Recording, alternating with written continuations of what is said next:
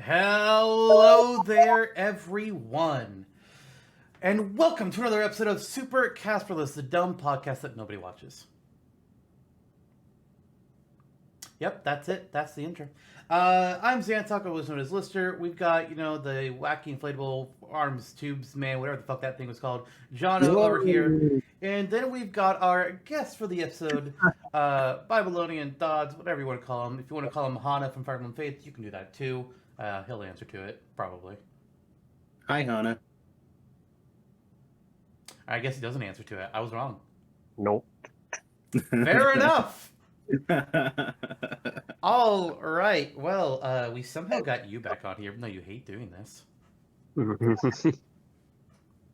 It's because of Dodds' close, heartfelt friendship to you, Zantok. No, it's because one of the first two characters we're going to be discussing on today's Smash or Dash. Yep. Oh! That was the hook. You may say literally. Hey, I know how to get certain people interested. It's just got to name a specific character and be like, all right, I'll talk about this character. It's like the only way we get Twilix involved is if we talk about either Amaterasu or Metroid. Yeah, pretty much. Yeah. Maybe a little offshoot, a little dusting of Star Fox here and there. No, I tried and he wasn't interested. No. It's only that one time, then, I guess. We talked about Slippy with him once. I don't think that's true. To the archives. Nah, not right now. The archives are under repair. That they are. Yes. Anywho, it's Smash or Dash time. We got some characters picked out. You can already see them in the title of the video or the musical podcast, wherever the hell you're watching. You're probably not watching it because apparently nobody does. You're all on Spotify or whatever the hell. Which. Yep. Oh, and it is, it was Slippy. The okay, archive... but what else was on that episode? Silex. Okay, there you go. What did I say? Metroid. Mm-hmm. Never question me again. I questioned that statement. Well, that's rude. Yeah. Anywho, we got Dodds here because, that's a particular character that he wants to promote. So we'll be in there. But before we can get to there, we got to do rate their chances. We got 5 characters picked out. All of them Dodds knows about, thankfully, because otherwise that would be really difficult to do rate their chances on if you don't know who the characters are. And we'll be discussing, their merits, why we think they could be in Smash, and we'll be deciding, chance of 1% to 99%, what we think their odds are of actually becoming playable in the next Smash Bros. Game. Spoiler alert, usually the numbers aren't high. Maybe we will subvert those expectations today. Doubt. Major doubt. Yeah, looking at this list, probably so. Yeah. But first of all, it's just hard to give characters real chances when there's thousands of options. It's hard to truly say. And some things are just like, oh, hey, here's this character in this game. Okay, there's like 30 main characters in this game, though, so how do you pick one? It's like, I don't know. And then there's always the outside rim shot chance of, you know what, Luigi has a 90% chance, and then we get Piranha Plant. Yeah, I would never have given Piranha Plant high odds, too. No, probably like a 2%. That could be an on-topic discussion someday. Rate their chances if, before this character's got in, what we would have said. Oh, that's a good idea. Something I said actually led to something good. We can turn that into an episode down the road. Actually, you know what? We might need to write this on the calendar because that never fucking happens. No. One of the few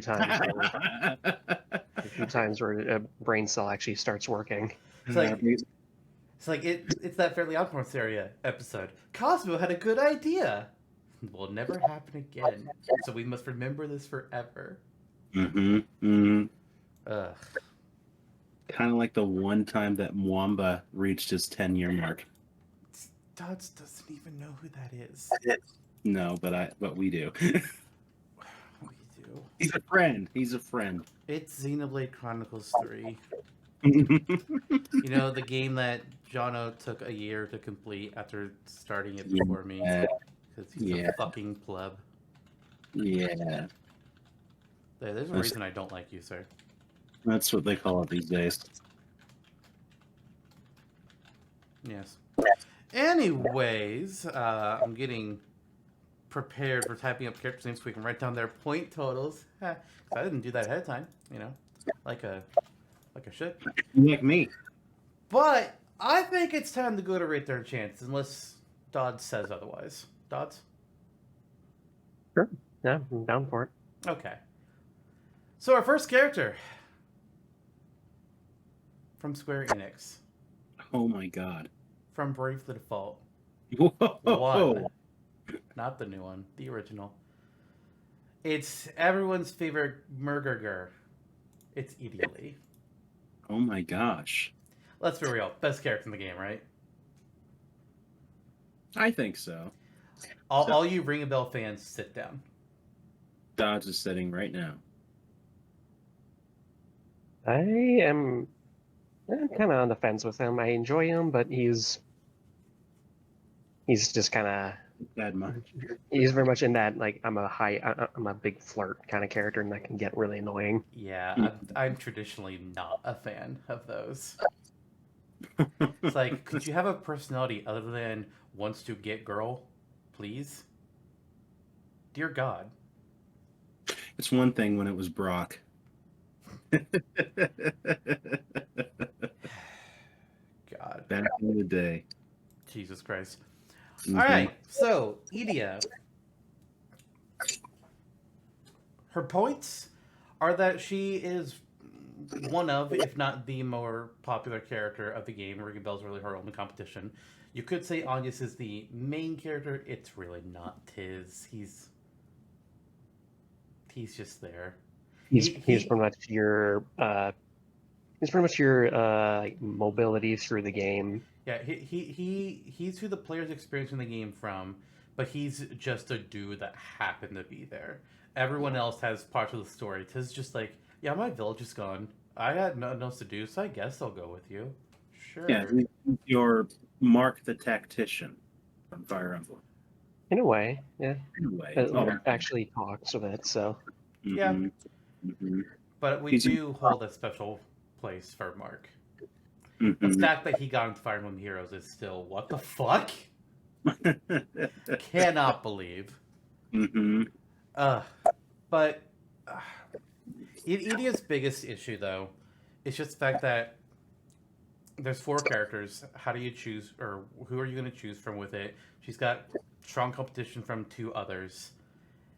She doesn't really have like her own solid Base. attack person. Yeah. I'm trying to think of what the right word, but it's like she doesn't have like a gameplay that's like dedicated to her. So all the characters in Bravely Default, they can all do the exact same stuff. There's some stat variation, sure, and she's more liable to go down the physical / I think she's on physical and magic mix. I think. Yeah, she's definitely more of the like. She's gonna be your DPS for your run generally. Yeah. You can because it's a class-based system. You can pretty much have anybody go down whatever route you feel. Even though some have a slightly in these kinds of games, some of them slightly have like lean towards either the physical or the magical. But Yeah.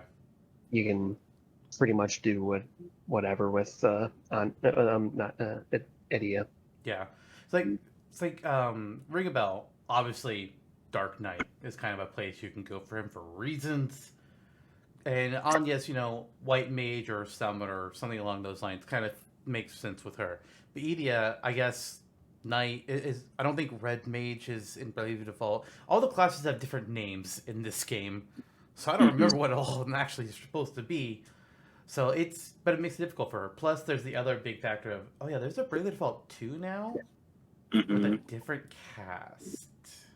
Yeah. And the advantage that she does have going for her is that she is a part of the party in Bravely Second. So there is, Right. so she's at least popular enough and has enough variety that she could still sort of fit a multi-tool role, but and actually have a little more unique stuff to her. But once again, in Bravely Second, from what I remember, there's no unique like special attacks because that's something that other games have done with party class or party or job systems is that even if they have the ability to go into other routes, any route they want, they still have their own unique like abilities that they can do, i.e., some of the Final Fantasy characters and like 10. You can't do all the blitzball stuff with Yuna or anything like that. Nobody else can summon stuff like her, but everybody can pretty much go down the summoner route and get her spells. Right. Mm-hmm. I mean, and there are a few classes that you could lean her to. Like I pulled up a list of them now, and I could see going like Knight, Spellfencer, Red Mage, Swordmaster. Each of them, like maybe Valkyrie even. Idia could pull from any of those classes.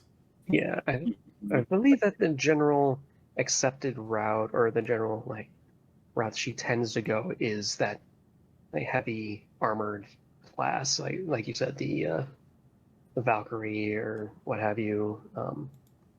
But it's again not very solidified just because you can go whatever route you want. Right. There is one thing that could lean towards and like a specific class she could draw the most from, which would be Templar because Right. of her relationship with her father, who is the Templar in the game that you get to get the class from. I hate his name so much. I don't remember it. It's Brave Lee. Oh, that's right. I hate it. It's like, are you fucking kidding me? I don't get it.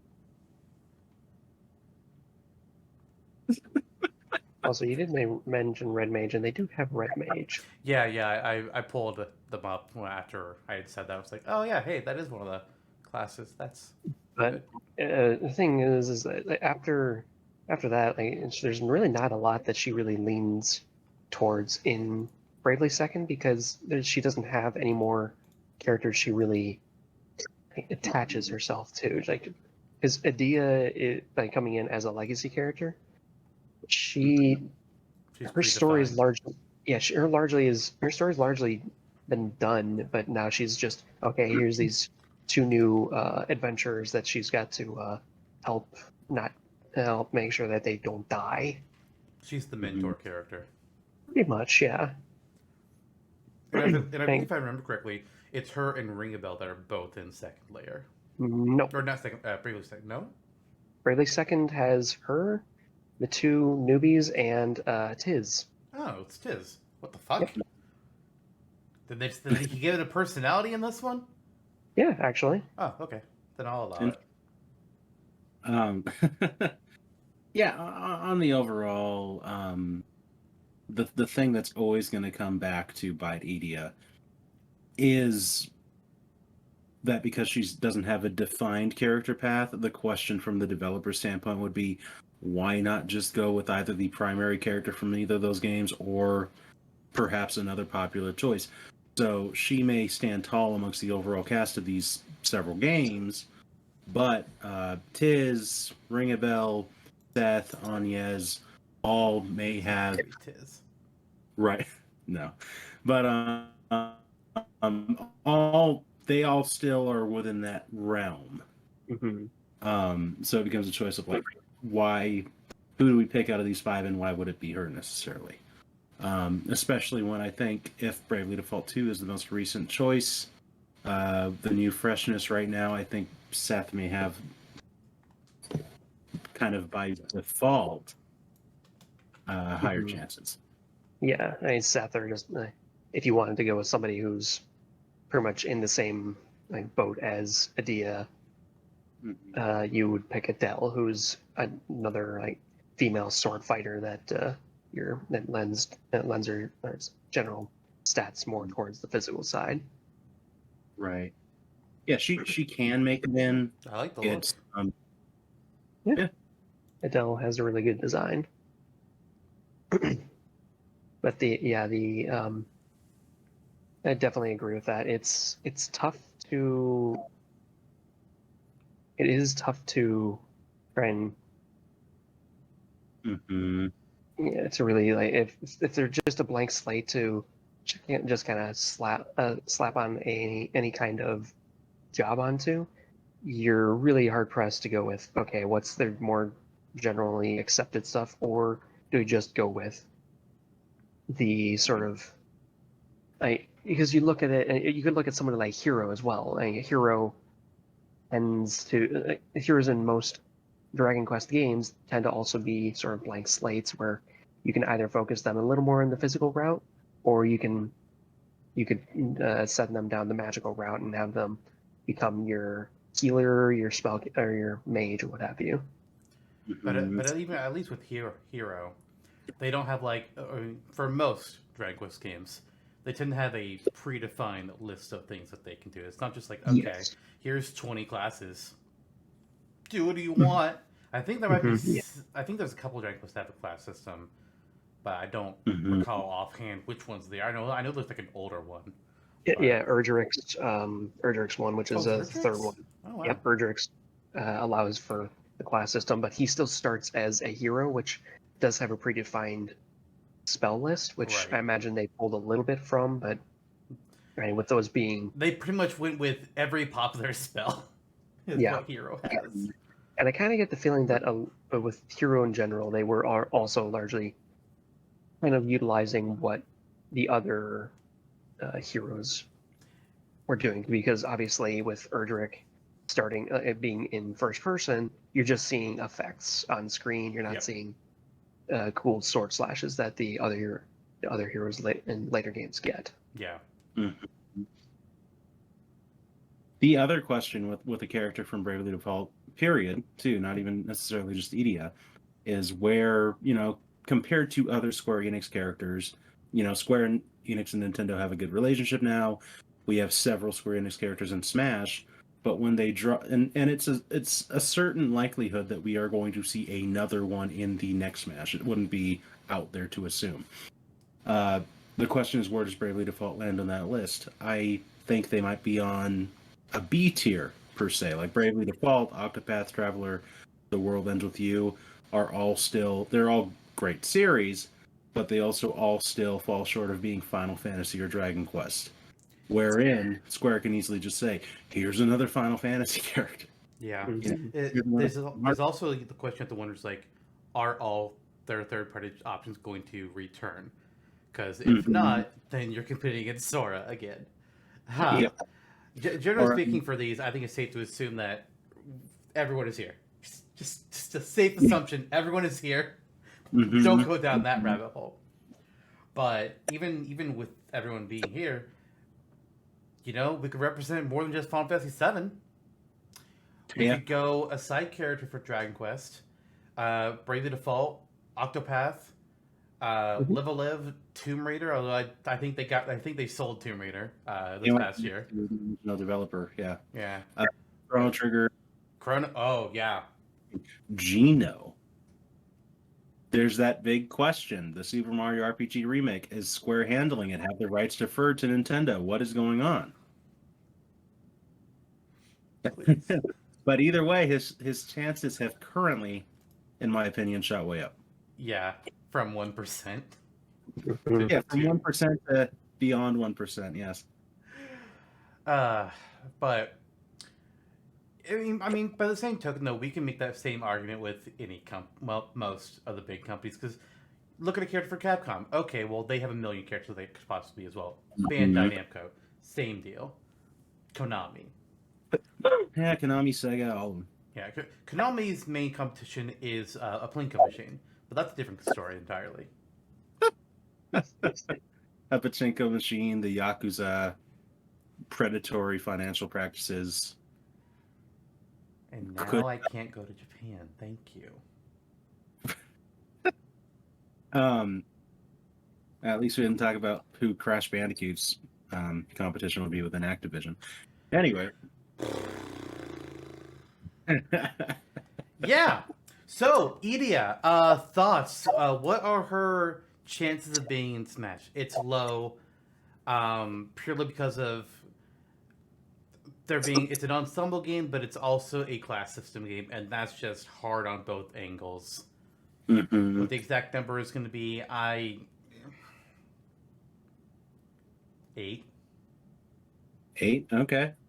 I was thinking a little lower, but I'll just go with my gut. I'll say 3. Okay. Dodds, what do you think?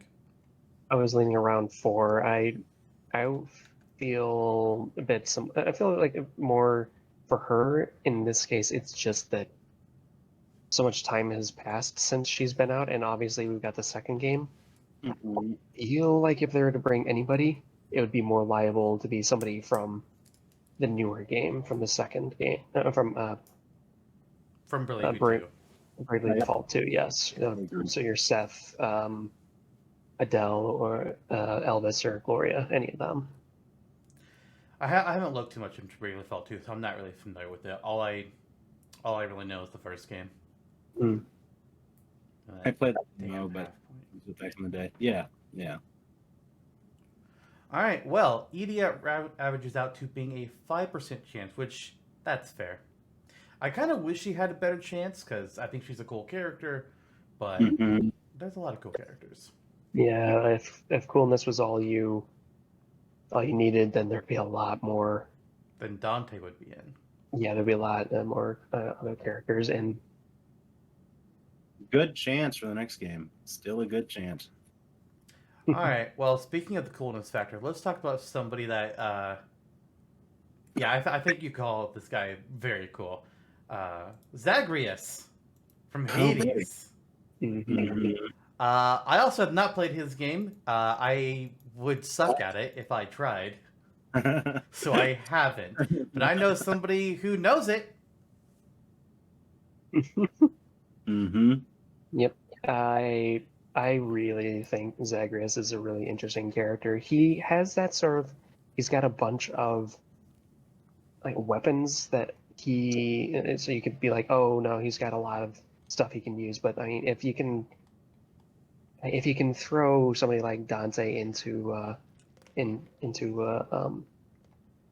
fighting game and actually have him have his insane weapon set, you could throw in Zagreus, who only has 6 different weapon types, and make it work.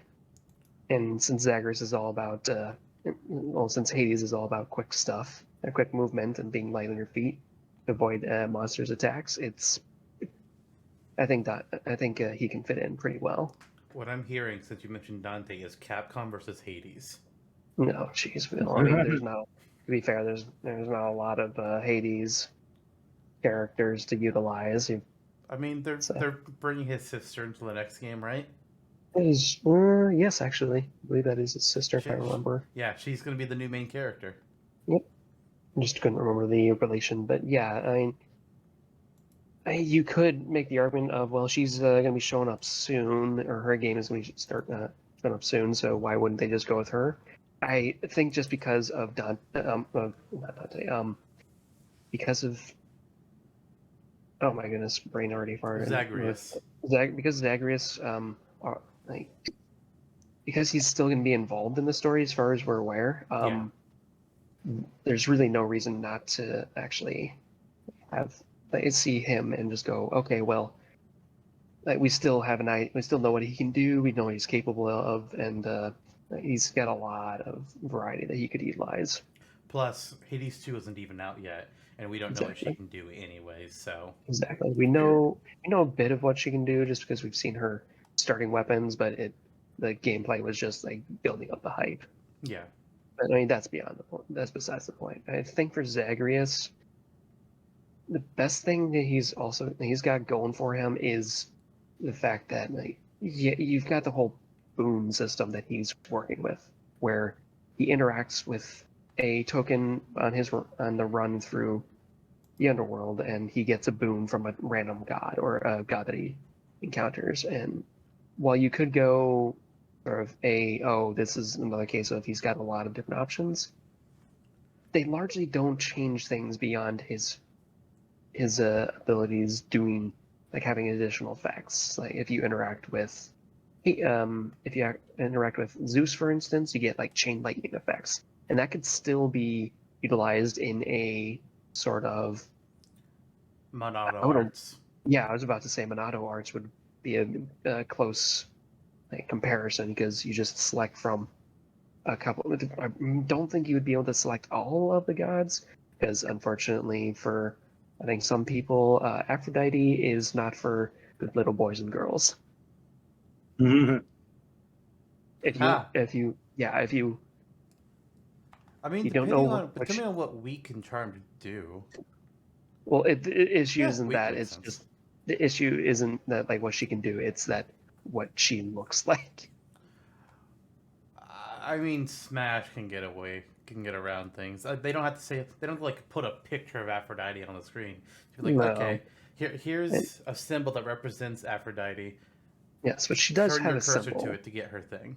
She does have a symbol, but at the same time, I think there is some charm in him calling them and then them saying something. But you could just have voice lines for that. Yeah.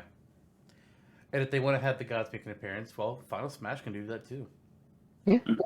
And you just keep her well hidden. Just keep her in the background. I mean, Smash 4 didn't include Shiva in the Midgar stage, and then Ultimate didn't include Mai in the King of Fighters stage.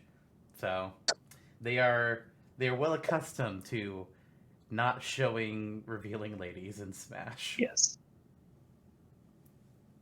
And yet we can have Thirst Trap, Sephiroth, And Shulk. Shulk. Yep.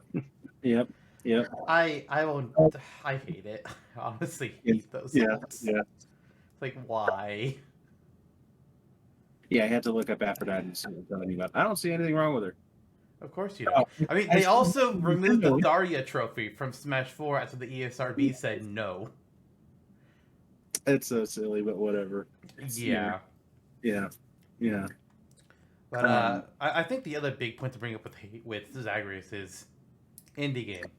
Doesn't necessarily mean anything negative, but so far, indie games have been assist trophy at best, which was just Shovel Knight. And then we got a couple alt costumes for Shovel Knight, Shantae, and Cuphead, and I think that might have been it. Oh no, obviously Sans. Duh. Yeah. He also got an alt costume. I don't think there's any real barrier to indies making the Smash. Mm-hmm. I think eventually it's going to happen. I don't. So Smash fans have a lot of rules on what characters can get in, but I don't think indie character is any real kind of rule. The only question is going to be who's going to break that barrier. Yep. I think Zagreus is a potential option. He's up there alongside Shovel Knight, Sans, Shantae, a couple others I'm forgetting. Just a question of which one they're going to eventually break it with. Yeah, and I think just based on his popularity, because Hades was an incredibly not only well received, but also just well sold game, and just yeah. And its gameplay lends itself pretty well to Smash gameplay. Yeah. To loop back around to Dante, similarly to that, the kit is extremely expansive. There's no question that Zagreus can have an incredible moveset. Yeah. Mm-hmm. Yeah, he's because if you're not aware, Zagreus comes in starting with his sword, which kind of just has some pretty basic sword swings, but he also has a downward slash or stab that does a AoE slam. Commonly in Smash. Yep, and then he's also got a spear that could that he throws with some of his moves, but also has a spin option. Nice. He has a shield that is throwable and will bounce off of enemies, almost like basically a Captain America style shield. Got a bow and gauntlets and a friggin' real gun. Yep, a gun. It's a choice. I don't understand why that weapon's in there, but whatever. But there's a lot of variety that he can utilize, and you don't need to stick with one weapon per direction or anything like that. You could do all sorts of different things with him. Yeah. It had to have crossed your mind at least once when you mentioned the gun, right? Or his new special. Yeah, no, it did. It did. I thought about saying it. God damn it, Joker. I mean, then again, the nice thing about each of the weapons is that they have different moves depending on what button you press. Yeah. Because could even be a weapon swap mechanic. Yeah, or that, or even just like again, you just slot a different part of that weapon onto a different thing. Like instead of just going neutral special, maybe you could do up special, and he uses the grenade launcher function of it. This is why I wish custom moves not only stayed past Smash 4, but they became more varied. Yeah, Because custom moves were an amazing idea. Fucking loved them. But then it was just like, oh, this fireball bounces. Now this fireball bounces higher. This fireball goes in a straight line. It's like, wow. I mean, Really? I don't mind that. I don't mind that level of like simplicity. It would be nice to have because in the end, some characters just don't have enough variety to True. actually go with. But Mario? Yeah, like They I have guess an you think ice ball move. They could have done ice ball. yeah. Well, I- from They could Mari. have thrown the hammer from the Hammer Bros suit. Mhm. I think if they bring that back, they obviously should like add in that level of variety. Like I don't mind if they have like a couple of slots where it's just like if it's similar to Ike, it's not just a straight up and down, it's a 45-degree angle, and there's no other difference. Like I think that level of variety is like that level of simplicity for the changes is fine. So in Zagreus's case, switches the sword from a basic sword swipe or something like that to a overhead chop, and that's all that changes. Like some simplicity isn't too bad, but obviously Yeah. it's nothing but okay. It's just this, but slightly different, and yeah, it gets. Yeah. It can depend on the character, like. But then you have Palutena, who did have vastly different moves. Like if they bring that back, I want as many characters as possible to have vastly different moves. Kirby could easily do it. Mm-hmm. The entire Kid Icarus cast could. Yeah. Mm-hmm. Jesus. The RPG characters, Shoal, Cloud, they would all have a field day.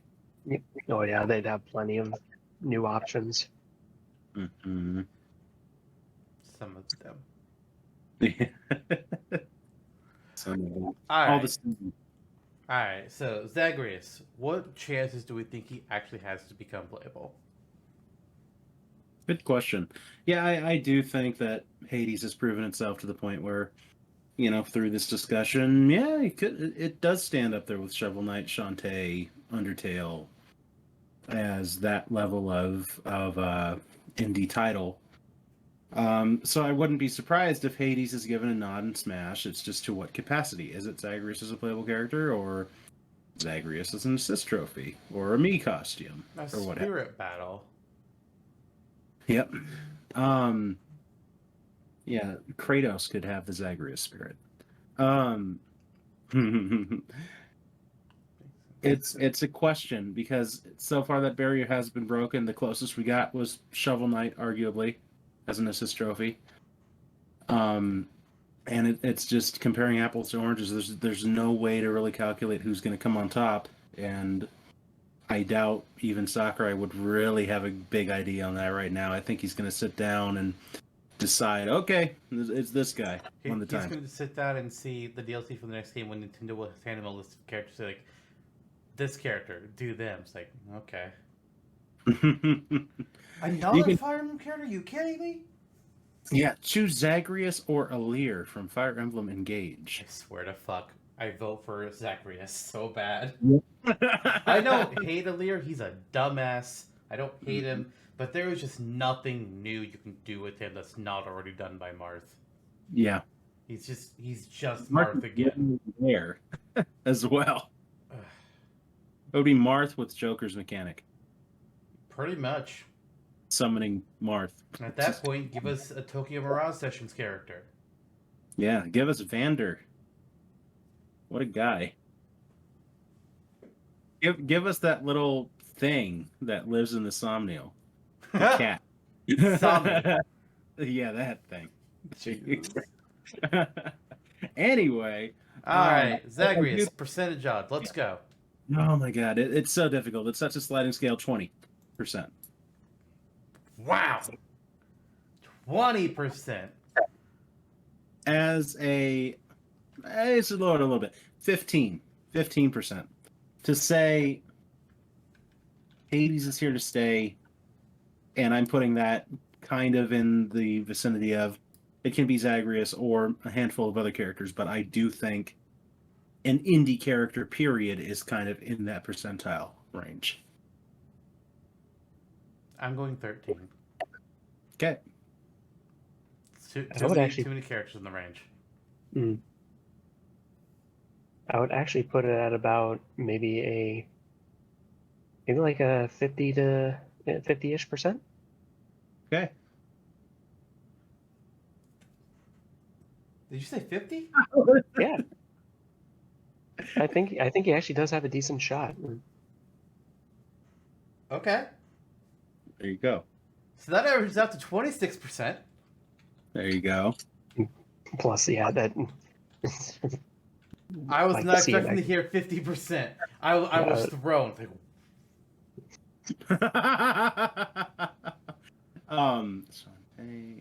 There's been a couple times where one of us will just go completely off the end of the other's opposite scale from the other. It's like, holy shit, what? Okay. I think at the least deserves a higher percentage than just like 12 or whatever you get, like, or 15. I think he deserves at least like 26% is a fair. It is fair. I mean, 26% puts him in the top 10 of the whole season. So yeah, that actually puts him in like top 7, I think. Nice. It's Zagreus has a shot. It's not going to be Shantae in the next game because Nintendo is now saying we have our own character that can turn into an elephant. You're right. Mario has murdered Shantae's chances. Actually, we're just going to have Elephant Mario as another character, and he's going to dance. Much like they'll pick Luchador Pikachu instead of picking out another. Don't fucking remind me about the adding Lucha Pikachu to Pokken Tournament and not Halucha. He's right there. Yep. That game makes me so mad. We're gonna get Detective Pikachu and Smash. I mean, considering Detective Pikachu is just wildly different from normal Pikachu, well, I wouldn't mind it. I mean, Detective Pikachu canonically cannot use moves. I have not watched the movie, so that's fine. And that's a good thing I didn't say the next part, because I would have said why he cannot use moves. And I didn't say it. So now you can watch the movie still. Well, it's actually not a bad movie. Ludicolo star of the show. Did not. I'll have to find some time to watch it. You should. Especially considering they're making Detective Pikachu 2 the game. That was a good movie. It was a good movie. Yeah. All right. Next up, Velvet Crow from Tales of Berseria. So here's the first problem. She has the Aphrodite syndrome. A little bit, but I feel like she's not as bad as Aphrodite. I don't see the problem with her. She's on a similar level to Mai from King of Fighters. But in all seriousness, though, again, Dodds more the expert of the character here. Gameplay wise, yeah, that claw is there for a fucking reason. She ain't a sword fighter. I mean, a little bit, but she's primarily associated with fighting with these giant freaking claw, and it's fucking awesome until you run out of attacks, and then it's not. Yeah, I'm not bitter. I think Velvet's biggest problem though is she ain't the newest protagonist anymore. Yeah, it's all about helping. Yeah, if she was the newest protagonist, then she would be in the top 3 for me between her, Lloyd, and Yuri. But now that we have Tales of Arise, yeah, she's dropped. Yeah. With with the advent of Arise, it's hard to look back and go and actually pick Velvet over the new kid on the street. And with how much people loved the characters in Arise, it's hard to see why they wouldn't just go with Velvet, or Alphen in this case. I mean, I would choose Velvet because Claw. Oh yeah, she's got she's one of the few protagonists of the Tales series that actually stands out with her play style, because she does have that punch sword or that like arm sword, but she's more or less a fisticuffs fighter. Like she fights like one. Yeah, it's basically like that. She's got the Ezio Auditore knife, Fuck yeah. and it very much a more like punchy or like fisticuffs style fighter, but with some sword swings in there to like change it up. And obviously with the claw in play, there's a couple of different ways it could also go, because claw in game has a lot of variety as well. Yeah. Mm-hmm. It depending what type of enemy you're fighting, it's got some crazy ass shit. Yep. Anything from hitting birds, which gives you a anti-air style strike. Hitting armored enemies gives her basically a 1-inch punch that she over commits to. I would love Like, to try and incorporate that into a Smash move set. oh yeah, Hit an enemy with a simple attack, and then depending on who it was, you gain a one use of some other crazy attack. Not a more limited version of Kirby. yeah, and you could always just set certain characters to be different things. Like maybe humans are what she gets one move from, like more mystical beings. She gets another move from more From- bizarre ones, like Kirby. She would get something else, etc., etc. And you just set them all into the, like 6 different categories, and yeah. Yeah, easily. Mm-hmm. Right.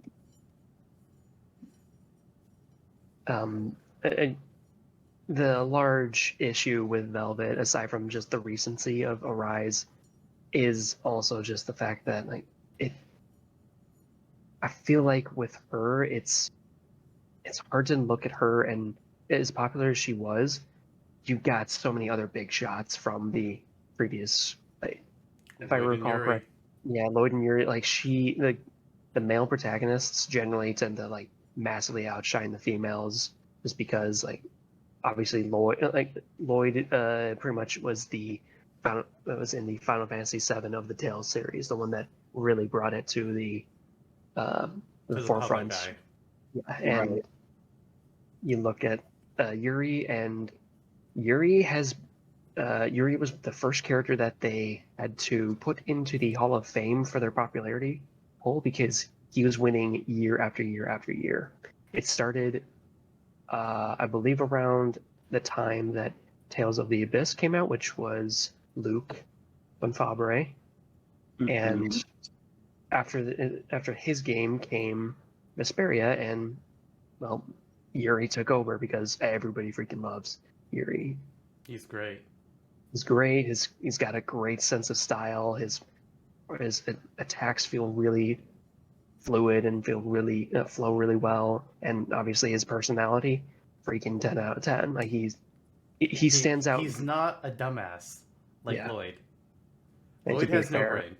and to be fair, Lloyd is he's got like 7 years on Lloyd, so that's. I don't care. Lloyd is stupid. I can't stand his idiocy. I can't.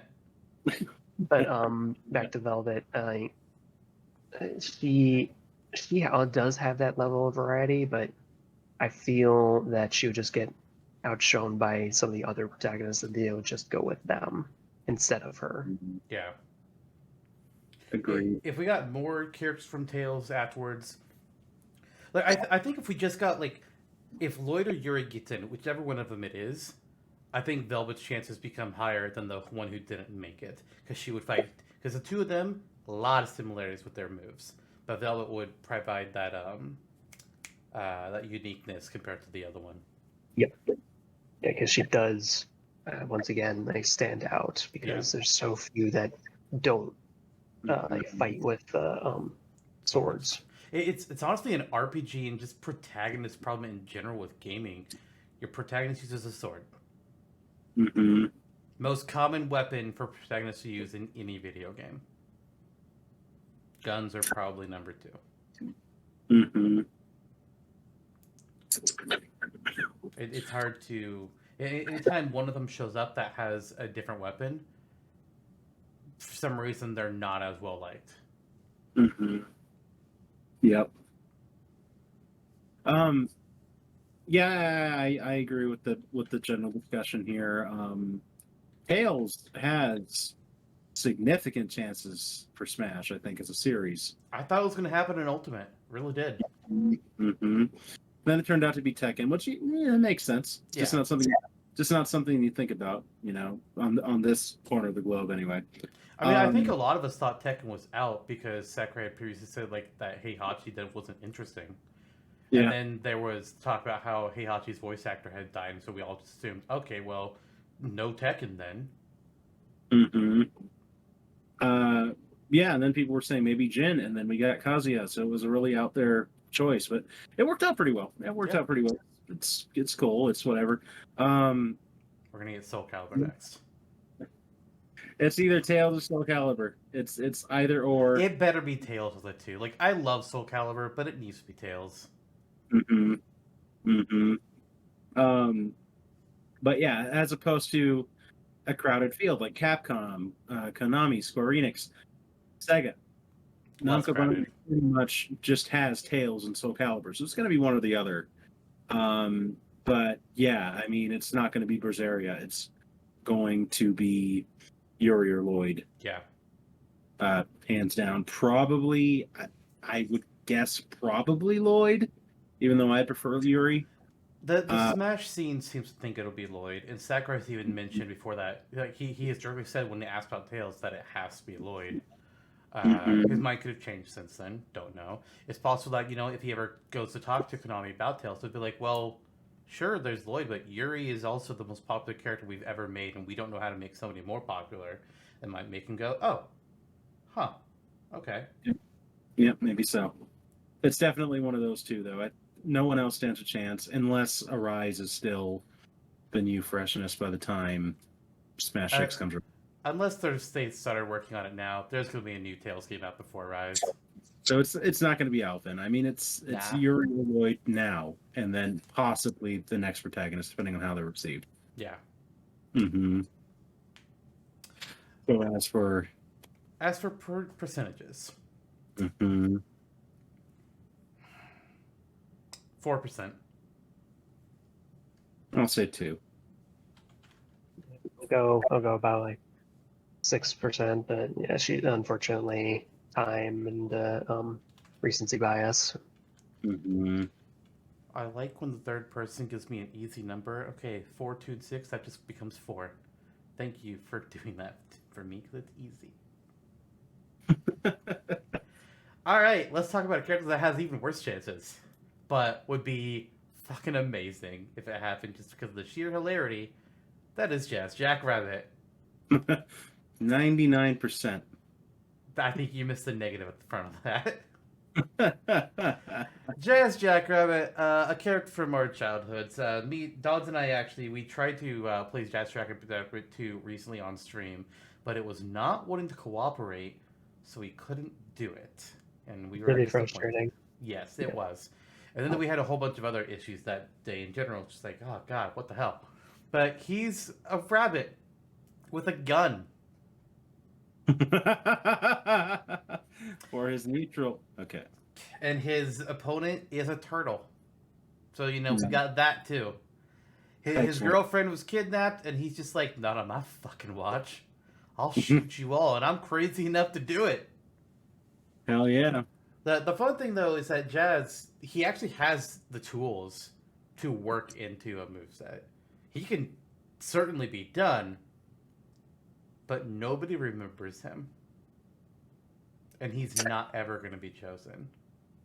Mm-hmm. Also a pretty old character. Very old. I mean, we have older characters in Smash. Pac-Man, Mr. Game & Watch. But Jazz is not only old, he's obscure. Earthworm Jim has a better chance than Jazz Jackrabbit. Mm-hmm. Toe Jam and Earl have a better chance than Jazz Jackrabbit. Bubsy has a better chance than Jazz Jackrabbit. Hell yes. Sorry. Yeah, he does. Ty the Tasmanian Tiger has a better chance than Jazz Jackrabbit, and I previously gave Ty a 1% in a previous episode.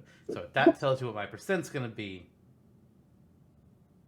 You said Jazz Jackrabbit's an old video game. I looked it up, and it was published in the same year I was born. I was like, shit. Anyway. Wow. Good times. Way to out yourself there. Mm-hmm. God, you're such a youngin'. Just a little sprout. Those are my little leaves coming out. So the nice thing that he has going for him, at least, is, again, because he's a bit similar to Mega Man, he's got like a bunch of different weapon variety that he could use. So probably end up being sort of a keep away character. Just Mm-hmm. and he's got a sort of a Sonic like vibe to him, because when you start running with him, he does the Sonic like rotating legs thing Yeah. and that trying emulate his speed. Like it's not just gun, but you're also doing really fast running and platforming. Yeah, it's Mhm. yeah. Interesting. Apparently it was ported to the GBA. Yes, it Yeah. was. I haven't played that one, but yeah, I think it was just a general port, so nothing too too fancy Right. with it. Right. Well, maybe Sakura would say, I loved playing this on the GBA back in the day. Doubt. Yeah. I mean, I love- maybe, but doubt. Or do you think Kirby got his green bunny copy ability? He doesn't have a green bunny copy ability. In the Forgotten Land, yeah. Bunny Kirby? He swallows the green bunny and becomes Bunny Kirby and hops around. No, you're Yeah. bullshitting. 'Cause I watched Forgotten Land and there was no bunny copy ability. Isn't that a shame? No. I want to nibble on greens as Bunny He Kirby. has infinite jumps. Why would he need to become a rabbit? I don't know. Why would he need to become anything? A car.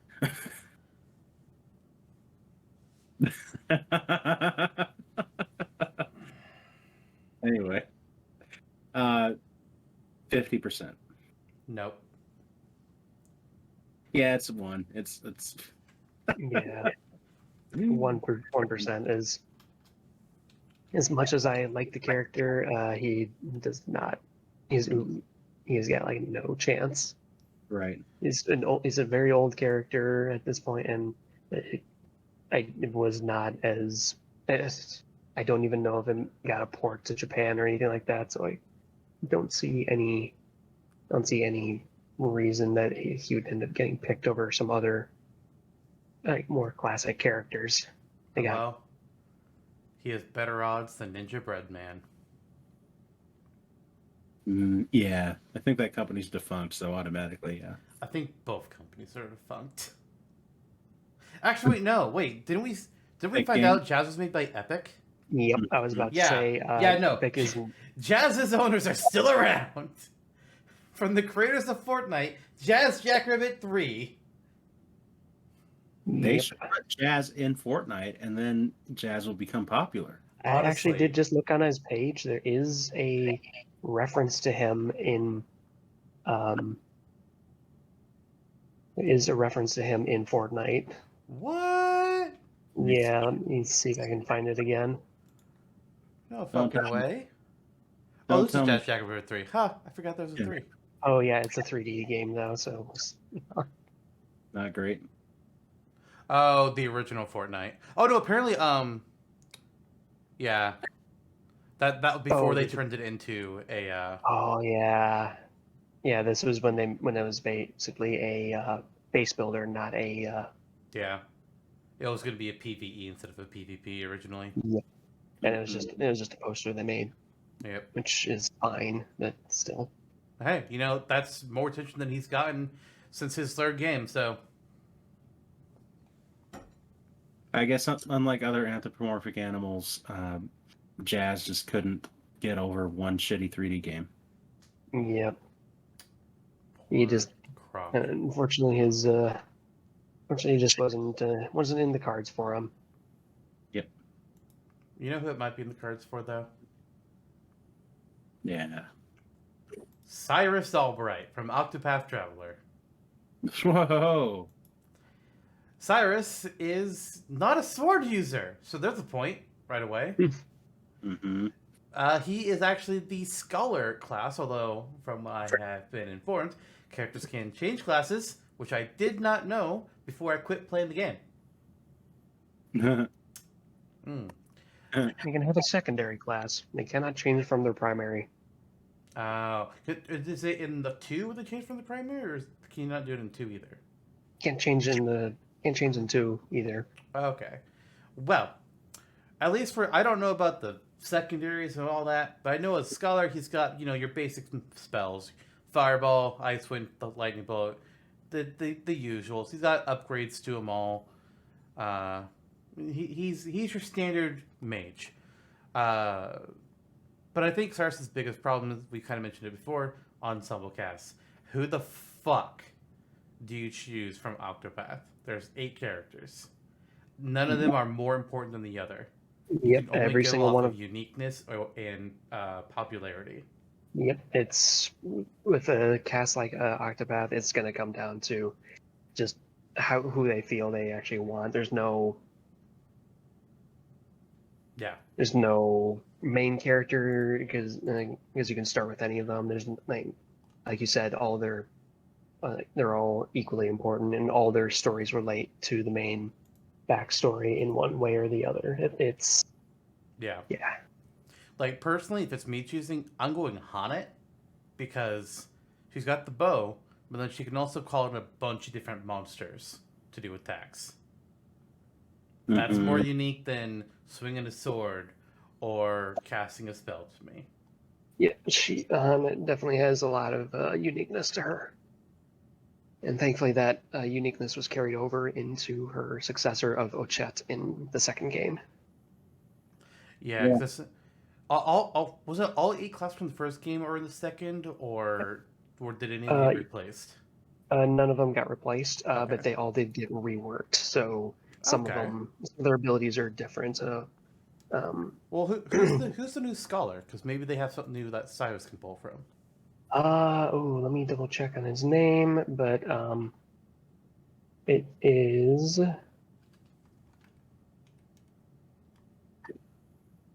Oswald. That's a name. And the difference for him is that instead of just having the elements and then he has a double cast for them, he instead focuses around giving buffs, but also has something known as Elemental Barrage, which is a random targeted fire, ice, or lightning, and does it X number of times, depending on how many times he's used uses the burst gauge, or as right. I can only see that working as a final smash, because you can't really do random targets and typical Smash gameplay. Well, the nice thing about the classes in Octopath is that they, especially in the second game, everybody has some more unique stuff that they can do. For him, unfortunately, everybody in 2 has a unique EX skill that they can learn, and it's more something related that they can do. For him, it's another buff related thing because they changed the Scholar to be a bit more of a support, but every single class also has a divine skill. Once you use enough points to max out, you get to use your divine skill if you haven't learned. And for him, it is Alphon's Wisdom, which greatly increases your spells. And so he can actually use the higher tier spells repeatedly. Okay. There's He's some also other. apparently got one true magic. Yes, that is more related to his story. I don't have any. I don't know how that works, just because I haven't played the story for it yet. But either way, he's definitely his gameplay style is a lot wildly different from Cyrus, Gotcha.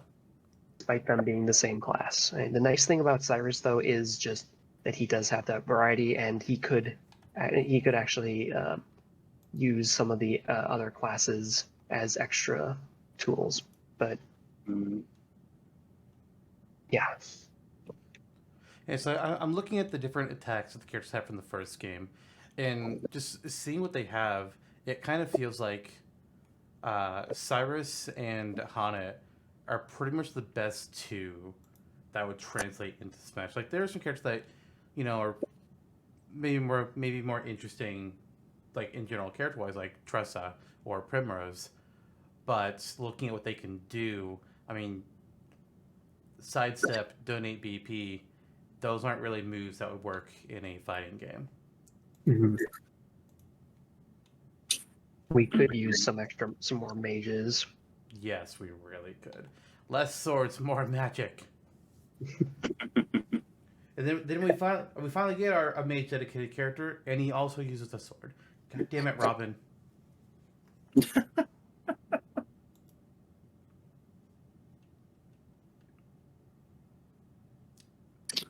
Again, it's running into the same issue that we did with Idia earlier. Twofold. I think Cyrus on the overall, correct me if I'm wrong, is probably one of the more popular Octopath travelers between the two games, characters from Octopath. I'd say he's pretty popular. Yeah. So bonus points there, and I do think Octopath, I don't know, it's a gut feeling. Square's putting a lot of dev time into it right now between a recent sequel, a mobile title. It seems like they're doing well with it and are probably going to continue. I mean, I would say the same thing about Bravely Default. I think it's even the same team that worked on both games. And they're both alternating. Yeah, I'm pretty sure. So again, it's up there. It's a series that can happen. It's just how likely is it compared to other Square Enix series? And he has 15 characters to compete against. Precisely it. I believe that amongst those 16 overall characters, he's probably within the top 5. Yeah, he was one of my favorites just because he did have that very he had a sort of wise guy attitude, but it wasn't intentional. So right. Yeah. Both of the Hunter, I forget the class name, the Hunter-esque class. Yeah. Both of those characters seem to be very popular as well amongst the fan base. On in the note chat. Could be, and there's other popular characters too, like Ophelia, who may not, given her classing, may not actually be easily translatable into Smash. Tress, I would love Tressa to be in, but I don't know how that would work. And who's her successor, Particio? Yeah, he's pretty funny too. I would be interested in that, but it's probably not going to happen. I mean, just his design alone makes me say yes. Do it. Mm-hmm. Yeah. It's hard. The series itself wouldn't be surprising to see it get representation, but there's just such a swath. It's the 2-tier issue. Which Octopath Traveler character, and then above that, which Square Enix series? So it's a head scratcher percentage for Cyrus. And each one of them have their next game, much like Final Fantasy, whatever the next game is, new cast, new story. So you can't even pull a legacy outside of second player. Or briefly second, whatever the fuck it's called. Yeah. There is the phone game, but because it's a phone game, no characters are central to your story, unfortunately. And isn't the phone game just a gotcha game where there's like 100 different random characters? Yes, if I remember correctly, there is some characters that are a bit meant to be more like a representation, but a bit similar to how Kieran is in Faye. There's really not they're really not the focus of the story. Right. For all we know, too, Octopath Traveler 3 could be an action game developed by Yoshi P. Doubt? I mean, he's a little busy. I think Nomura has a better chance. Octopath Traveler 3, the final zipper. 3.125. There you go. There you go. Apparently, the thief's name in Octopath Traveler 2 is Throne or Throne. Rone, yeah. Throne Anguish, which is giving off Dathmirian vibes. Well, I mean, looking at that art, she looks like an assassin. Yep. Mm-hmm. It's not too far off. Yeah, because the thief was once also changed into a bit more of an a offensive and aggressive class, and Good. Throne is Throne. It was her backstory is largely that she was raised by professional assassins and learned all of their tricks of trade to survive. Nice. All right. Well, what are the odds of Cyrus being in Smash? What number can we assign here? I got a number. Okay. 8? For Yeah. the Octopath. As soon as I heard the Google, I was like, yeah, he's gonna pick 8. Well, I think it's actually less odds than Brave Default and Idia. I think of the two, Idia has better chances because I think you can pick a lot easier out of Brave Default with its character options. Even though you have the multiple character the classes issue that Cyrus and Octopath doesn't really have, characters in Brave Default are more defined as characters. Because the Octopath Traveler characters are definitely like defined in terms of story, but because it's a pixel game, their design is a bit more. Their design when in combat is a little more basic, so it's harder to pull from. That said, the art style is fucking great. Oh yeah, I think it's still one of the best ways to utilize the 2.5D. Oh yeah. Fuck the pixel remasters. Give me Final Fantasy 1 through 6 in that style. Yeah, Agreed. because there was that Star Ocean 2 game that got revealed and that tried to do something similar, but instead it kept flipping the 2D pixels to rotate with the map, and it just looked awkward. Yeah. The arts and music is just fantastic, and I really like the gameplay and characters. So as much as I would like for them to have a good chance, or at least to have some level of representation, I don't think we're going to get more than than either a trophy or some other minor representation. All the 8 characters from the first game got sphere battles in Smash Ultimate. Yep, and I think that's about as far as we're going to get. Yeah. So probably about maybe like 9-ish% at most. You both went way higher than me. I'm going with 2%. I probably would average it down more to 4, unfortunately. Okay, well that will definitely change my average. It is now a 4.67% chance. 4.67 was what I was thinking of the first time. Which is funny because we gave Idia 5%. And we mentioned that it's pretty much the same issues with both. It's hard to Easily. Yeah, I mean, why argue about which Octopath or Bravely Default character is going to get in when we all know it's going to be Tifa? I mean, I can't argue because you're right. Mm-hmm.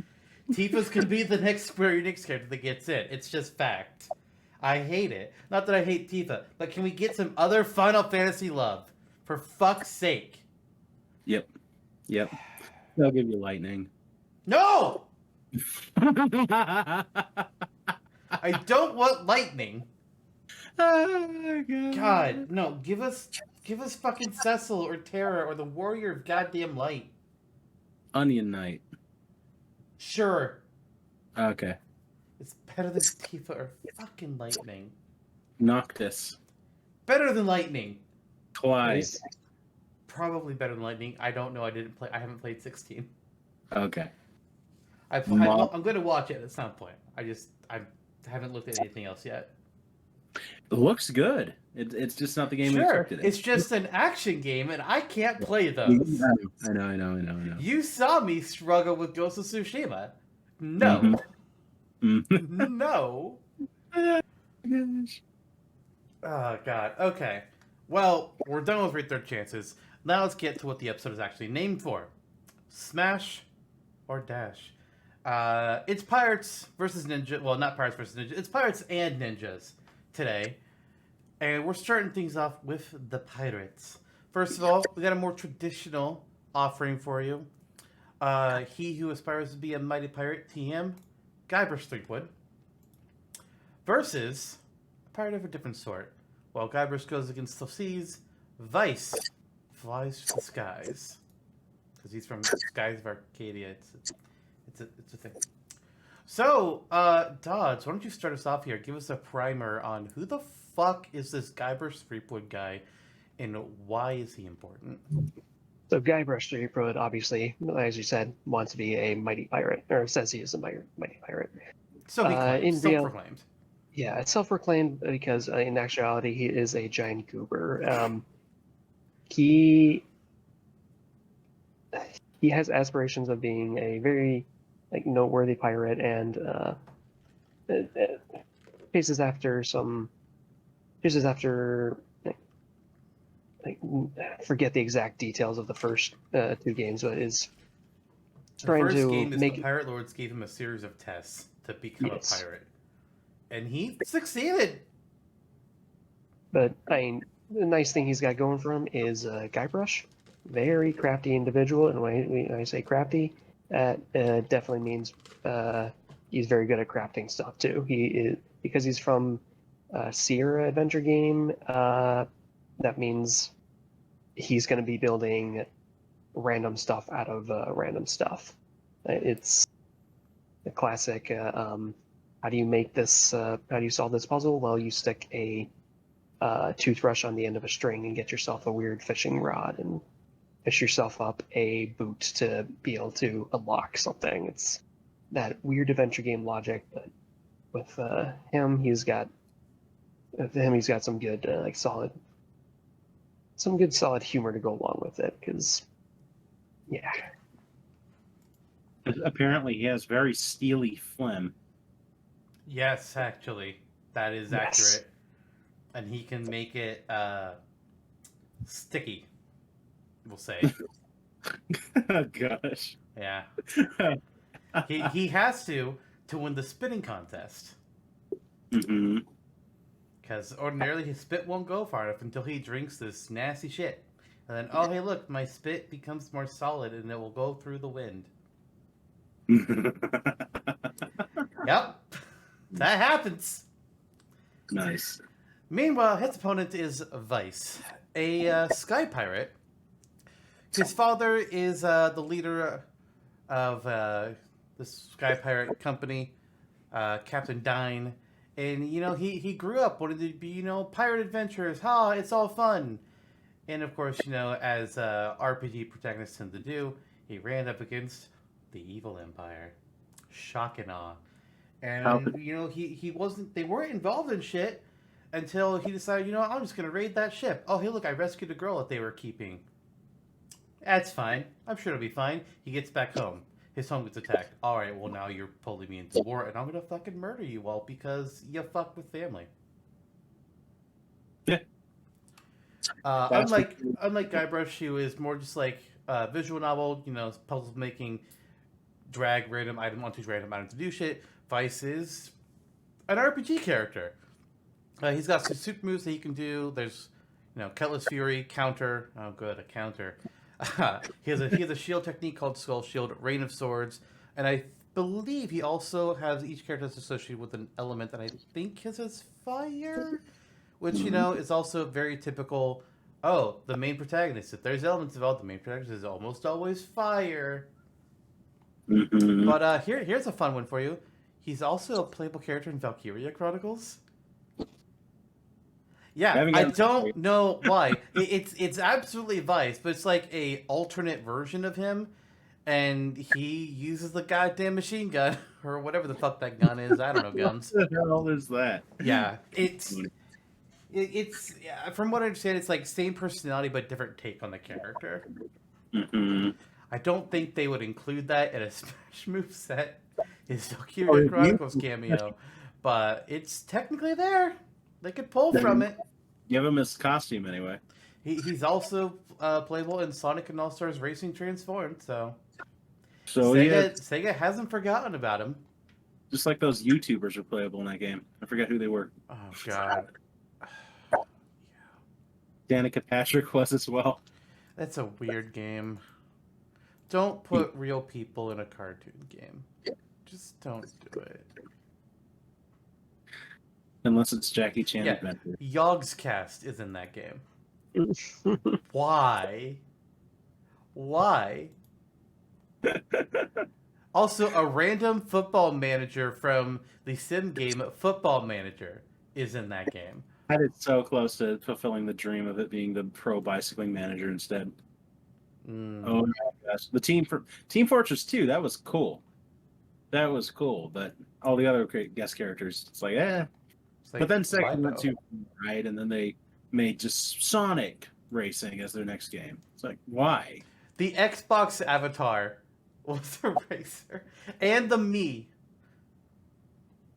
Yep. Not in the same version of the game, though. No, obviously. And Wreck-It Ralph. What is this game? Anyway. Yeah, he's an RPG character. I remember a time long ago during the Melee and Brawl era of speculation. Vyse was a pretty popular pick back in the day. Like there was a time when Skies of Arcadia was celebrated to the same extent Tales of Symphonia was, where although time is now dealt its bitter hand, and Skies of Arcadia is much more obscure now, and Tales is still kind of going strong. He's an RPG character. I have to admit, I wouldn't mind Vyse being playable. It would be kind of a head scratcher compared to other Sega characters. But my interest kind of in the conversation so far, you can kind of understand what Vyse is and what he would do generally just on the basis of he's an RPG character with a sword, even though it's a cutlass, which is cool. So what can Guybrush do to stand apart from that? Because I feel like it's probably a lot. The obvious advantage is that he's got his variety of, like, he can craft a bunch of new stuff. He can do a bit similar to how I can't remember his name. I think Frank from Frank West. Frank West, yeah. How he can sort of craft stuff and make unique weapons. Guybrush, because it's a point-and-click adventure game, sometimes the solution isn't just drag key into a door. Sometimes it's drag key onto thing to make key with thing, and thing will now go into door. Mm-hmm. Yeah. So he has that adventure game logic that he could utilize in some of his moves. Maybe he does it in a way that Frank does it, where he spends a bit of time to craft a new weapon, and now he's got something he can use for a short time until it's used up or something. Yeah. Or just in general, like he does. It's not like he's a bad pirate. He does have some level of skill with the sword, but he's also a skilled insultist with the sword. Because a bit of trivia, the reason behind it, so for those unaware, insult sword fighting is a puzzle within the first and third game, and the reason it's called insult sword fighting is because the devs, when they were coming up with it, were just going, well, we gotta have sword fighting in here. It's a freaking pirate game. We want some swashbuckling. But the problem is, we want this to be a puzzle game. So how do we make sword fighting into a puzzle? And they came up with insult sword fighting, which You basically somebody hits you with a jab, and it's both a literal sword jab and a insult jab, and you counter them with a better one. And if you counter them with something that is not only better but also rhymes, I believe. Rhyming is for the third game. Rhyming is just for the third game. But if you counter them with a better insult, then you knock them back and you defeat them. Yeah, well, you fight like a dairy farmer. No fair, you're using Captain Nottingham's rhymes. But between that and just the other shenanigans he's gotten into, he's got a lot of variety that he can utilize. And not just that, between his different, between the insult sword fighting and his various objects that he can pull out of his pockets. But as Jonno mentioned, spitting is technically something they could have him do. There's as much as it's weird, there was a giant mecha fight in, I think it was the Fourth game. Okay, I couldn't remember if it was fourth or fifth, but there's a fuck ton that they could pull from those games. Honestly, too much you could pull from those games. But much like how one of Pac-Man's taunts is he just like holds out his hand and a random character from an old Namco game appears. You could do a taunt and Guybrush just pulls out one of a fucking 100 different objects that are from his pockets. And it's just like he just holds something, he says what it is, puts it away. That's the taunt. Just fucking fill that shit up. Murray is somewhere. I mean, he has to be. Murray is a spirit battle at the very least. Who's Murray? A hippo? No, that's Sly Cooper. No, Murray is an evil talking skull. Okay. In the third game, there's a ship battle going on, cannonballs firing, and Murray is a unfortunate victim. And when you meet him, he's literally just a skull, and he's going on about how he's going to dominate the world. And well, there's a bit of a problem with that. He's just a skull. And apparently he was only supposed to be in that opening scene of the third game, but people liked him too much. Just like, all right, so we're going to put him in a lot more spaces in the game, and he's appeared in every game since, including the upcoming Sea of Thieves Monkey Island crossover. He's going to be in that. Nice. He's the only character that, unless I'm incorrect here, I believe he's the only character introduced after the first game that has been in every game since his original appearance. And the first game has 4 characters, I think, that have been in every game. Guybrush, Elaine, LeChuck, and Stan. Mm-hmm. Oh, Voodoo Lady. Forgot about her. Ah, yes. Like, those 5 characters have been in every game since the first, but then Murray's been in every game since the third, and I don't think there's any other character that can say that. Nice. It sounds like an exciting character.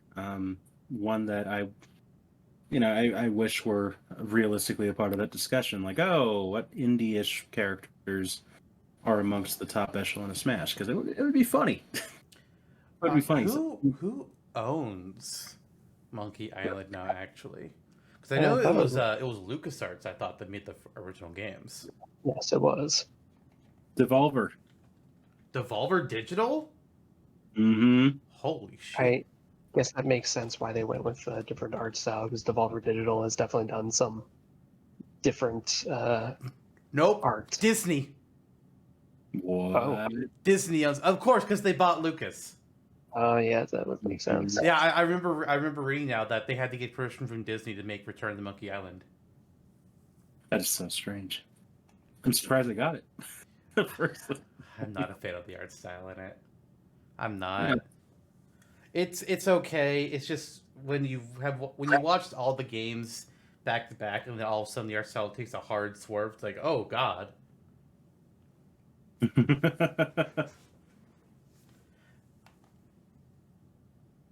Huh. Oh, looking at some of the old art. Yeah. Oh god. So, your YMMV. Yeah, nice. And Vyse, he's there. He has a cool monocle thing. and looks like Yeah, I don't know really what that is. Also, I checked about the magic thing. There are 6 types of magic that are organized by color.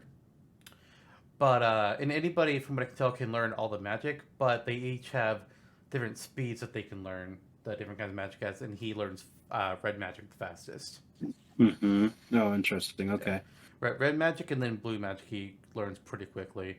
The rest are considerably slower, especially silver magic. But it looks like that's the slowest kind for everyone. Gotcha.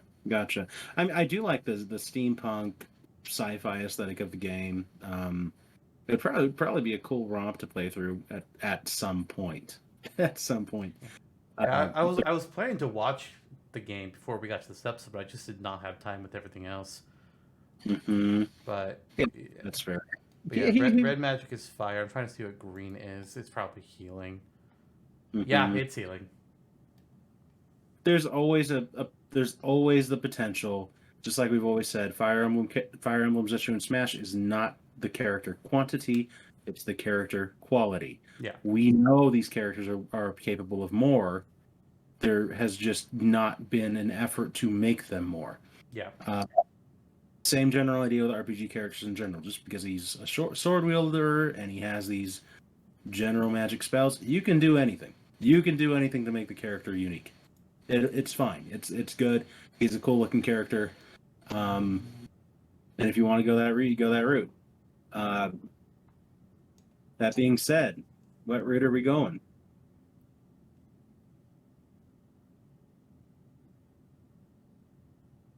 It's just one of those times, right? Yep. It's just one of those times. It's honestly I would be shocked if it's not a clean sweep. I think the conversation's exhausted. We've spoken to the merits of Guybrush. We've spoken to the merits of Vyse. I wouldn't be against either character in Smash. I would probably raise an eyebrow to both for different reasons. Although I would be thrilled for Guybrush because it'd be freaking hilarious. There's just a level of humor with Guybrush that you would not get with other options. And I'm thinking, like, it feels like that humor would gel with me. Like, I need to get in on this whole Monkey Island thing. Play them. And I'm going to gel with this whole Monkey Island thing with my vote, which is Guybrush. Well, I vote for Vyse Inglebard from Valkyria Chronicles. Specifically, Valkyria Chronicles Vyse. Gotcha. No, I don't. It's Guybrush. Yeah, I obviously am going with Guybrush. I think he just has the most variety and options. Yeah. And I take it that's probably the character that Lister's been alluding to all episode, Dodds, that you wanted to speak about specifically. Yes. Okay, so now that we've done that, I guess see you later. Well, just kidding. Listen, only one of these two knows how to use a rubber chicken with a pulley in the middle of it. Nice. Although in Valkyria Chronicles. No, just kidding. Alright. Well, this next matchup is going to be more Jonno's territory. For better or for worse? We did the pirates, now we do the ninjas. We start with a classic ninja, both in terms of style and in the NES, Ryu Hayabusa. And up against him, a cyber ninja, Strider Hiryu. That we do. Jonno. What began as a battle? Yes, what began as a battle against the cult of Nostradamus and his alleged successor turned into a quest to uncover the truth of ancient Ninpo magic and Ryu Hayabusa's association with the Great Fire Dragon. He's also a fan of beach volleyball. Oh. We'll get to that. And on the other side of this great arena today, per the Villains Wiki, Grandmaster Mayo appeared one day on Earth and waged war to claim it as his own in order to perform twisted experiments to achieve his greatest goal, to become a god by shaping up life to his heart's content. Enter Strider Hiryu, ninja secret agent extraordinaire whose main goal is to defeat this alien threat. Okay. let's get on into it, friends. Yes.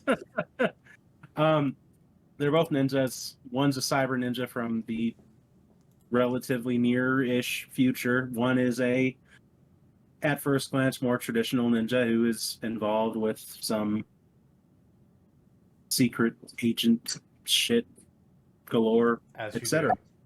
As you do. So one fights mobsters and demons. The other one fights alien demons and robots and stuff. One is fought alongside the likes of Mega Man X and Wolverine. The other has played beach volleyball along the lines of Ayane and Kasumi, who he's also performed espionage with on the side of the beach volleyball. Espionage?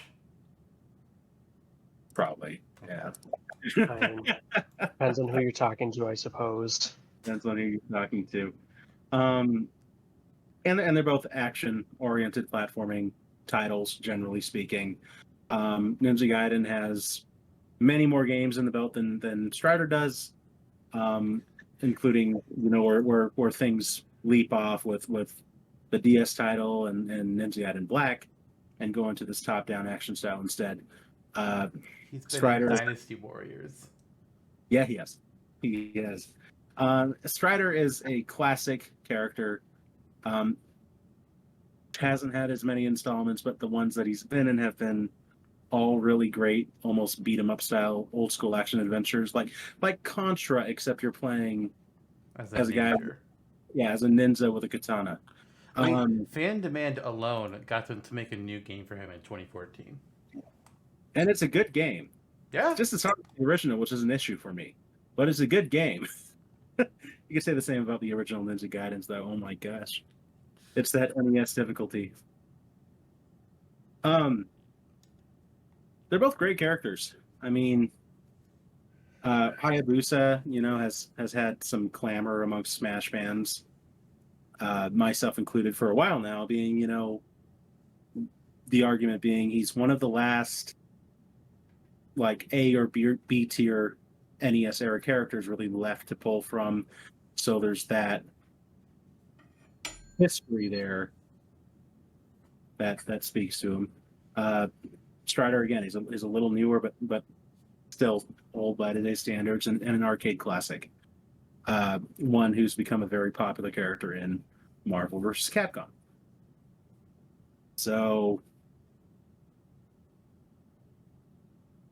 yeah, I think the biggest difference between these two guys as far as a Smash kit goes is within their moveset capability, because Ryu Hayabusa has a lot of different...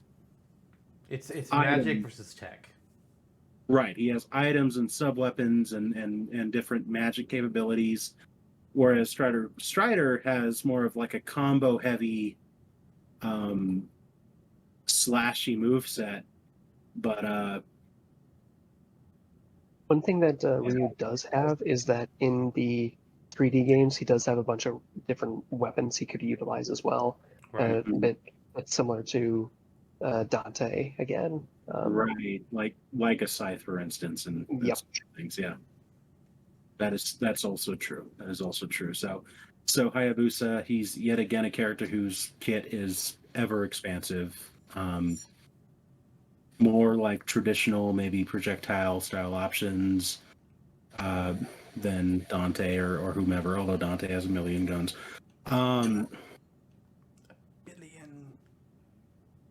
And Strider, I mean, he's a really cool character. I love Strider and his games as well. There's a little less to do on the outright, but that isn't a bad thing. Like, there's a reason he's a celebrated fighting game character. And I think that combo-heavy, slashy moveset would be a way to both differentiate him from other sword fighters to a great degree, and also pay homage to his Marvel vs. Capcom moveset. I mean, not just that, but he's got, typical kunai and bombs, but he also has robots that can fight alongside of him. That's right. He has like a shield one that like rotates around and fire off rings. He's got a tiger that will lunge forward. He's got a bird that'll swoop down. But That's he right. even has like a gauntlet that he can use to store up plasma and then fire it out as a projectile attack. Right, like a Mega Man X or Samus from the Metroid series. Yeah. I mean, I wouldn't just say that it's pellets, because they're more like bladed arrows in terms of how they look. But then he Mhm. can also use that same plasma to charge up his sword for wider swings, bigger hitboxes. He can throw his weapon like a boomerang. He can Yeah. have his robot reflect or blow up, generate cold plasma, magnets. Yeah. And all Whereas that. Ryu has the ninjutsu techniques, thunderclap kick, fireballs and whatnot because of the ninpo. Mm-hmm. Yeah, that's true. And just like any good JRPG protagonist, Ryu is exceptional at fire and ninpo in particular, I and has mean, enough fire techniques. yeah, he's got several fire techniques, but even then he's got ice, he's got wind, a Mhm. fair bit of wind actually. I think there's a lightning one, Mhm. time stop. Oh goody, That- teleport! Yay! Time stop and teleport. So Hayabusa is a Bayonetta and Mewtwo clone. Grip of murder. Okay. Able to kill an enemy in one strike when active. However, each killing will bring more pain to Ryu, and eventually he will die from it. I'm wondering if that's a move from the third game where he's Ninja Gaiden got 3, yeah. where he's got a cursed arm. Yep. Mm-hmm. They are, again, equally matched essential from their moveset potential. He also has Dragon Blood. He does. And I've always envisioned that being a final smash, being the Art of the True Inferno, where he incorporates the fire dragon into his final smash. Yeah. Doesn't he like turn into a dragon for the attack? I believe so. If I recall, it's been a while since I played that game, but yeah, I believe so.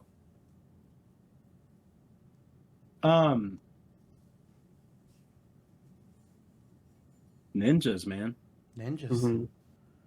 They're everywhere. You got They- nunchucks and hammers and Yeah. And several windmill- swords.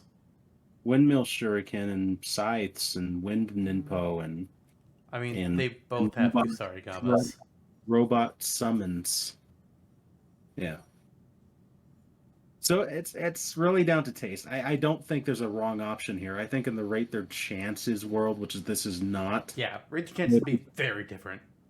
Yeah, Mm-hmm. Hayabusa would have the edge over Strider for multiple reasons, but more so because Strider is competing in that swath of Capcom characters, more than anything against him himself. This is much more even ground. You have Hayabusa, Strider, and then arguably we're not talking about him, but the protagonist of Shinobi as well. All very strong choices for this archetypal inclusion in Smash.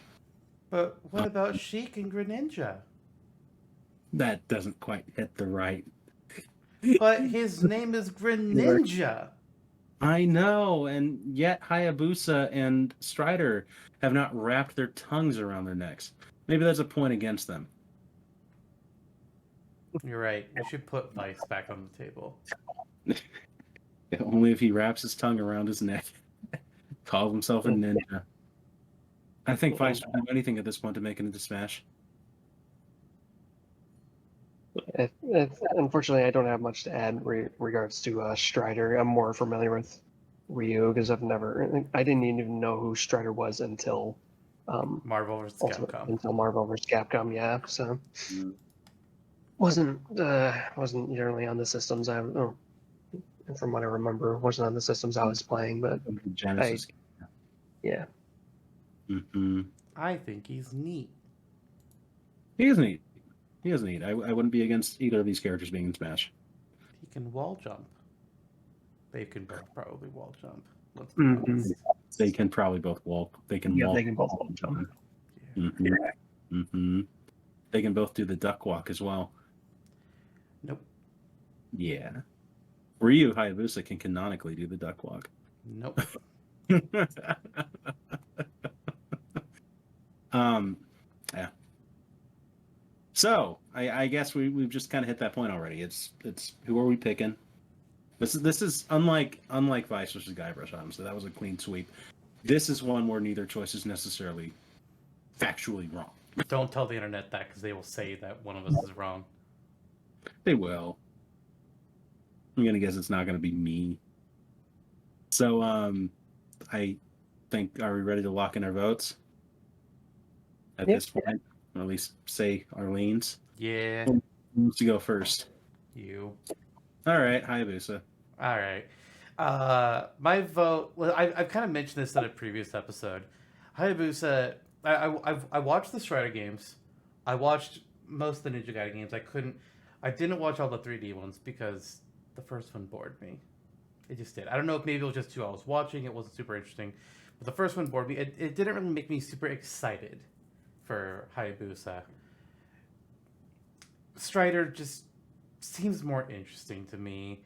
I like his design better. I like his games better. I like what he can do. I vote Strider.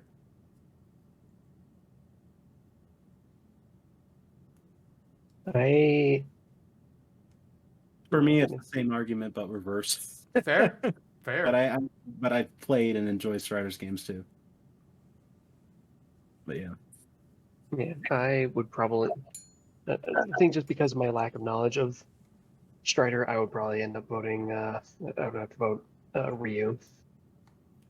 And I that's just the don't know. internet breathed out a sigh of relief.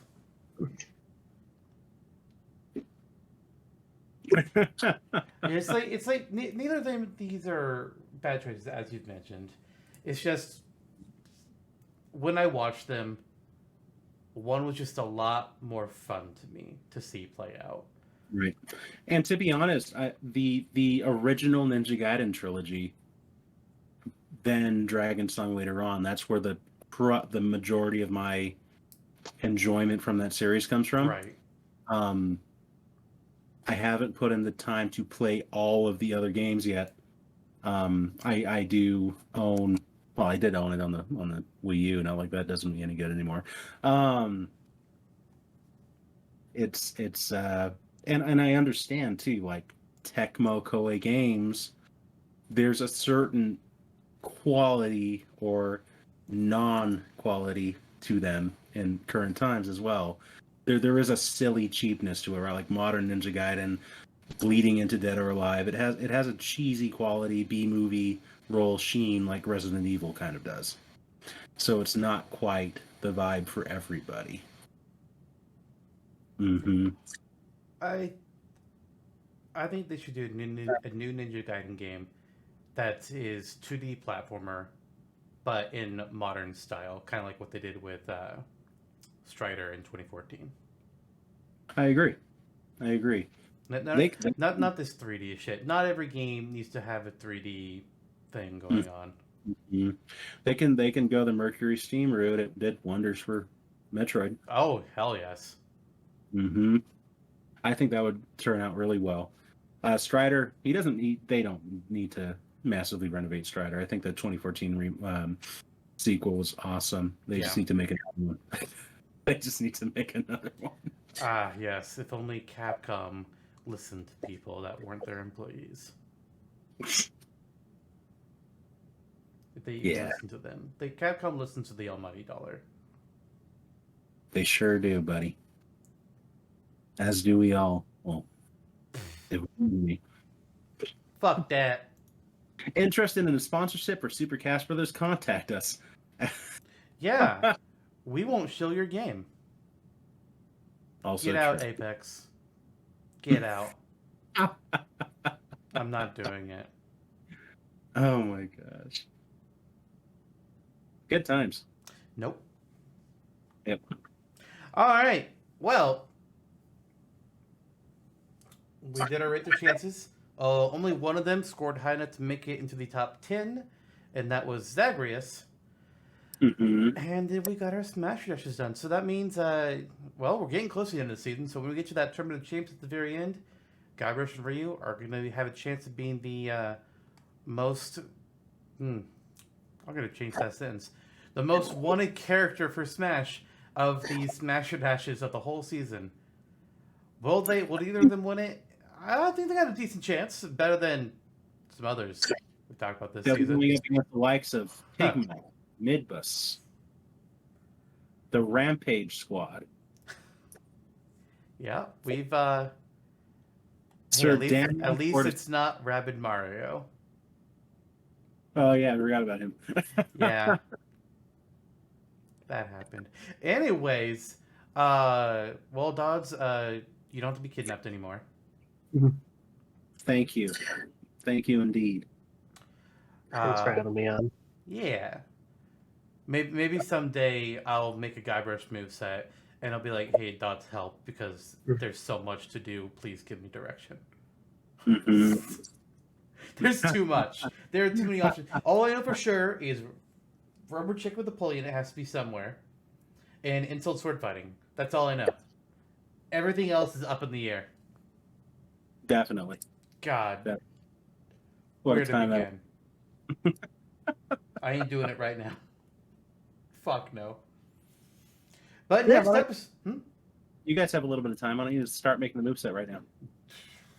No. No. Oh, okay. I got other things I'm working on.